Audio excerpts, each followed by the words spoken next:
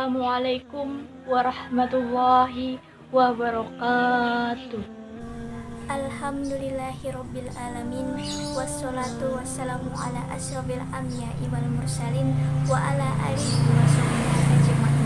Amma asyhadu an la ilaha illallah wa asyhadu anna muhammadan abduhu wa rasuluh. Allahumma sholli ala sayyidina Muhammad wa ala ali sayyidina Muhammad. Pertama-tama, marilah kita panjatkan rasa puji syukur kita kehadirat Allah Subhanahu wa Ta'ala, karena berkat rahmat serta hidayahnya kita masih diberikan nikmat sehat dan nikmat sempat, sehingga kita masih bisa beraktivitas. Kedua kalinya, sholawat beserta salam tak lupa kita sanjungkan kepada junjungan kita Nabi Agung Muhammad Sallallahu Alaihi Wasallam, yang mana telah membawa kita dari zaman jahiliyah menuju zaman Islamiyah, dari zaman kegelapan menuju zaman terang benderang seperti saat ini. Bapak Ibu sekalian yang insya Allah dirahmati oleh Allah Subhanahu Wa Taala, anak adalah anugerah yang dititipkan oleh Allah Subhanahu Wa Taala oleh orang tua. Anak bagaikan perhiasan dunia, seperti yang disebutkan dalam surat Al-Kahfi ayat 46, yang artinya harta dan anak adalah perhiasan dunia. Sekalipun anak perhiasan dunia, anak adalah titipan amanah yang diberikan kepada Allah, yang dipikulkan kepada orang tua. Dan kewajiban orang tua adalah mendidik, merawat, dan menjaga anak supaya orang tua bisa mempertanggungjawabkan apa yang telah dilakukannya di hari akhir kelak. Rasulullah Shallallahu Alaihi Wasallam bersabda, yang artinya setiap kalian adalah pemimpin, dan setiap pemimpin akan dimintai pertanggungjawaban.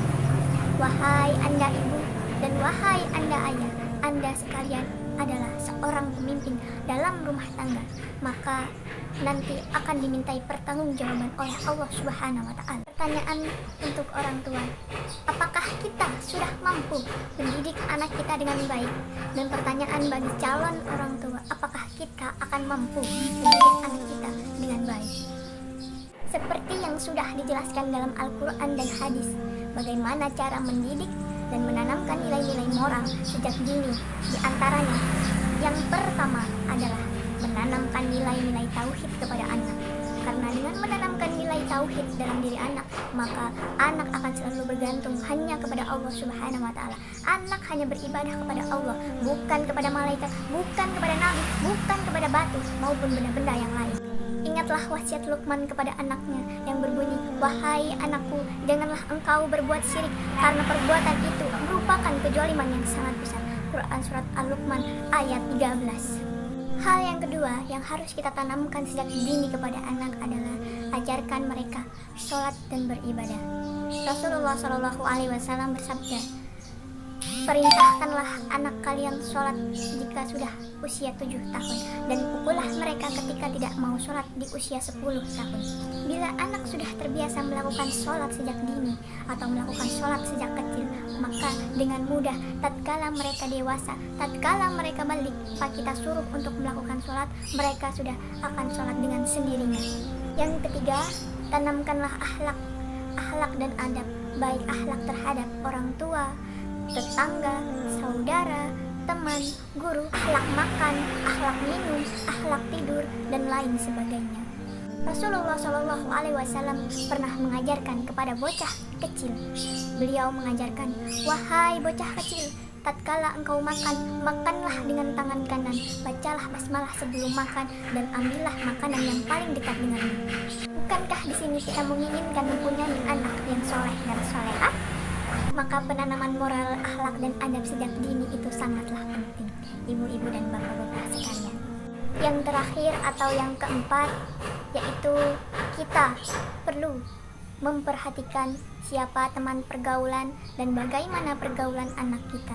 Karena begitu banyaknya anak yang rusak karena pergaulan yang salah, bergaul dengan teman-teman yang buruk, bergaul dengan teman-teman yang jelek akhlaknya, bergaul dengan teman-teman yang tidak baik. Kalau anak bergaul dengan teman yang nakal, bisa saja dia akan mengikuti kenakalan anak tersebut. Kalau anak bergaul dengan pencuri, maka bisa saja anak tersebut diajari untuk mencuri. Tetapi kalau teman-temannya itu anak-anak yang soleh, maka insya Allah anak kita akan menjadi anak-anak yang soleh dan solehah. Amin amin ya robbal alamin. Maka kita sebagai orang tua harus mendidik anak-anak kita sesuai dengan pendidikan yang tercantum dalam Al-Quran dan Al-Hadis, supaya anak kita bisa menjadi anak yang soleh dan solehah. Tanamkan nilai-nilai luhur, tanamkan nilai-nilai agama yang baik, tanamkan akhlak dan adab yang baik ketika anak sejak usia kecil atau anak usia dini. Itulah yang dapat saya sampaikan, kurang dan lebihnya saya mohon maaf kepada Allah, saya mohon ampun. Saya ucapkan terima kasih, saya akhiri, wabillahi taufiq wal hidayah. Wassalamualaikum warahmatullahi wabarakatuh.